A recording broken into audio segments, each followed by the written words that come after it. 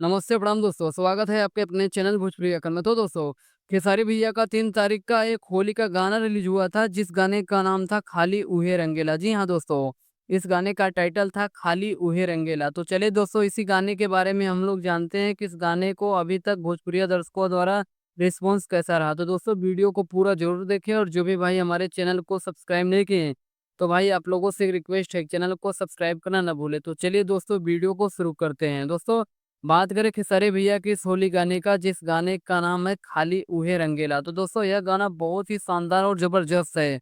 इस गाने में नीलम गिरी जी ने क्या डांस किया है भाई साहब, बहुत ही कमाल का डांस किया है। और जो भी भाई अभी तक इस गाने को नहीं देखे हैं, तो जाइए खेसारी म्यूजिक वर्ल्ड चैनल पर इस गाने को रिलीज कर दिया गया है, आप लोग वहां से देख सकते हैं।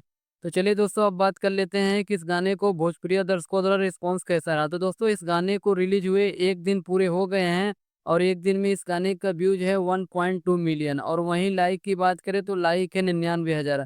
और दोस्तों, वहीं यह गाना 8 नंबर पर ट्रेंड भी कर रहा है, जैसा कि आप लोग स्क्रीन में देख सकते हो। तो दोस्तों, इस वीडियो में बस इतना ही, फिर मिलते हैं नए वीडियो में। तब तक के लिए धन्यवाद दोस्तों।